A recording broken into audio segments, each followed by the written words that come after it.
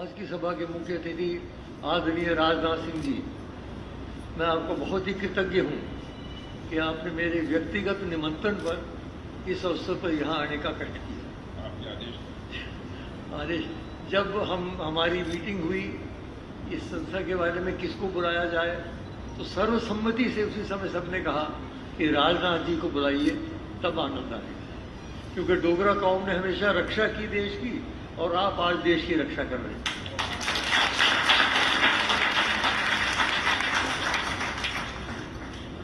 हमारे साथी डॉक्टर जितेंद्र सिंह जी, ये उधमपुर चुनाव क्षेत्र से जीते हैं। वो बड़ा लकी, बहुत सुरक्षित क्षेत्र है वो। वहाँ से जो जीतता है सीधा मंत्री बन जाता है। मैं 4 बार वहाँ से जीता और आज जीतते ही मंत्री बन गया, ये भी मंत्री पद पे आते ही। इसलिए मुझे बड़ी प्रसन्नता होती है इनको देख के कि हमारी चुनाव क्षेत्र को बहुत विस्तृत है। दादाजी लखनपुर से लेके बानीहाल तक और पादर से लेके रियासी तक इतना विस्तृत है, लेकिन जितेंद्र सिंह जी उसको बहुत अच्छे ढंग से प्रतिनिधित्व कर रहे हैं। हमारे उपराज्यपाल मनोज सिन्हा जी तो बड़े ही सुधरे हुए, बहुत इन्होंने बहुत राजनीति बहुत देखी हुई है। एक ही हमारी शिकायत है मनोज जी, आपके पीछे जो उप है वो पूर्णना चाहिए। आप समझते हैं कि नहीं क्या कह रहा हूं मैं? उप हट जाए, नहीं समझ आएगी, उसी ताड़ियां से बचाव जाएगी करा गल के लिए समझो। अभी तो वहां दे आदमी बैठे सारे, यहाँ प्रतिष्ठित व्यक्ति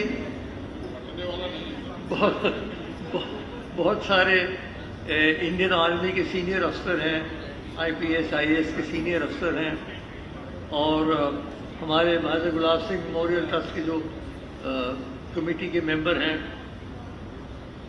और हमारी मंचकियों को 2 बेटे हमारे अजातशत्रु विक्रमादित्य बड़े अजातशत्रु, और 2 पोते जो 7वीं पीढ़ी है महाराजा गुलाब सिंह जी से, एक रणविजय सिंह यहाँ बैठे और मारकंड सिंह वहाँ बैठी, और बहू हमारी बैठी। तो ये 7 पीढ़ियाँ महाराजा गुलाब सिंह जी के आगे भगवान की कृपा से, शंकर भगवान की कृपा से बैठी हैं आपके सामने।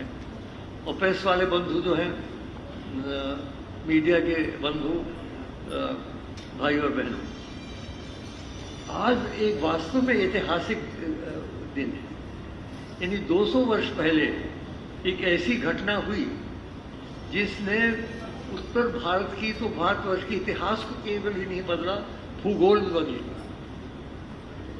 यहाँ एक जीवपोता स्थान है राजनाथ जी, हम वहाँ आपको ले नहीं पाए क्योंकि समय कम था। चिनाब के किनारे एक वहाँ दरबार रचा गया, और वहाँ महाराजा रणजीत सिंह जी शेर पंजाब ने हमारे पूर्वज को राज चली की, और उन्होंने ऊपर से नीचे राज चली किया। तो पंडित कहने लगे नहीं जी, नीचे से ऊपर तो कैसा नहीं, मैं चाहता हूँ कि गुलाब सिंह की जड़ें जो हैं वो इस देश में बड़ी प्रतिष्ठित रहे। देखिए, उनकी आशीर्वाद से उनका परिवार तो समाप्त हो गया, लेकिन महाराजा गुलाब सिंह जी का चल रहा है। हम उनका कभी कृतज्ञता भूल नहीं सकते हैं, महाराजा रणजीत सिंह जी। और उसके बाद 1822 से लेके और फिर 1846 में ट्रीटी ऑफ अमृतसर, उन वर्षों में किस तरीके से डोगरा फौज ने भारतवर्ष की सीमा को बढ़ाया, एक आश्चर्य की बात। आप तो यहाँ रक्षा मंत्री हैं और बड़े अफसर बैठे हुए हैं, कहाँ कहाँ लड़ाइयाँ लड़ी। 11,000 12,000 फुट में जहाँ आज भी बिना मास्क के और बिना ऑक्सीजन के जाना कठिन है, और यहाँ के हमारे हिमाचल प्रदेश और जम्मू की कंडियों के लोग और दूसरे पहाड़ी लोग जो हैं, उन्होंने कैसे वहाँ पहुँचे, कैसे लड़े वहाँ जाए। ऐसा आसानी से नहीं मिला, हजारों डोगरों ने अपनी कुर्बानी दी, तब जाके ये राज्य बना।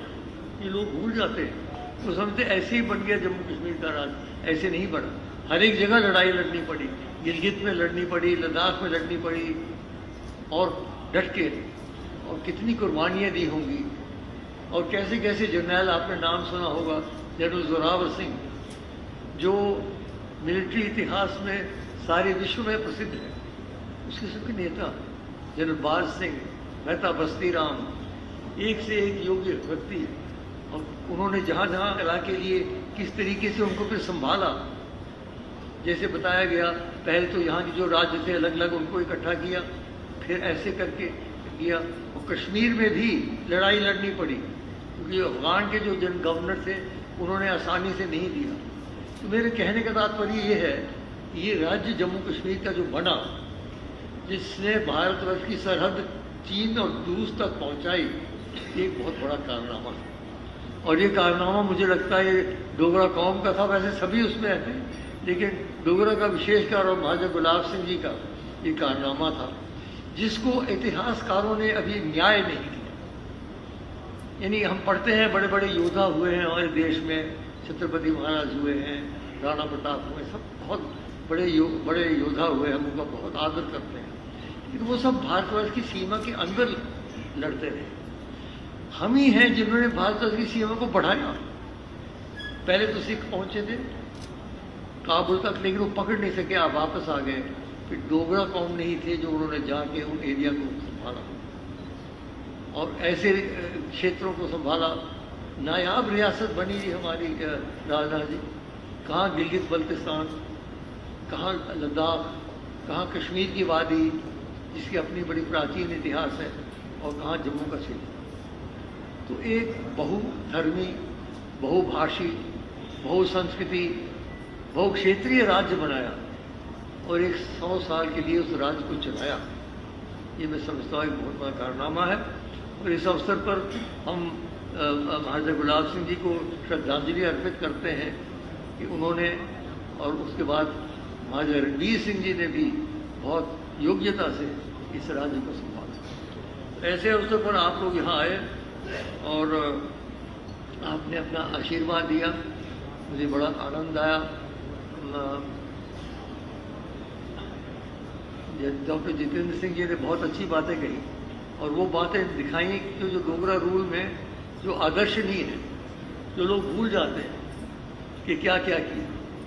एक उदाहरण दूँ कि 1929 में पिताजी ने सारे मंदिर दलितों के लिए खोल दिए।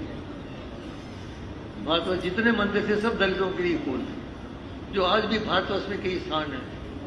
और वो कब की बात कर रहा हूँ, 1929, और हाँ 100 साल के करीब पहले हो गए हैं, वो उन्होंने कर दिया। इसलिए ये राज्य बड़ा अद्भुत राज्य है। दुर्भाग्य से 1947 और 48 में गिलगित बल्तिस्तान तो हमारे हाथ से निकल गया, मुजफ्फराबाद मीरपुर का स्ट्रिप निकल गया, और 1962 में अक्साई चीन निकल गया। लेकिन फिर भी ये रियासत बनी रही, जम्मू कश्मीर रियासत। और अब तो लद्दाख भी स्वयं यूनियन टेरिटरी बन गई है, लेकिन जम्मू कश्मीर का नाता अभी बना हुआ है। कुछ बात है कि हस्ती मिटती नहीं हमारी, सदियों रहा है दुश्मन दौरे ज़मां हमारा। लेकिन ये है कि हमारा जो हमने राज्य बनाया था, और जिस राज्य के लिए पिताजी ने यहीं ऊपर इसी प्रांगण में जो महल है वहाँ बैठ के 26 अक्टूबर 1947 को भारतवर्ष के साथ मिला किया। तो ये एक अवसर है, हम लोग सब इकट्ठे हुए हैं, बड़ी प्रसन्नता है। सारे धर्म के, सारे मत के, सारे राजनीतिक दल के, क्योंकि इसमें कोई राजनीति नहीं है, इसमें देश नीति है, राष्ट्र नीति। आप लोगों का बहुत बहुत स्वागत और बहुत बहुत धन्यवाद।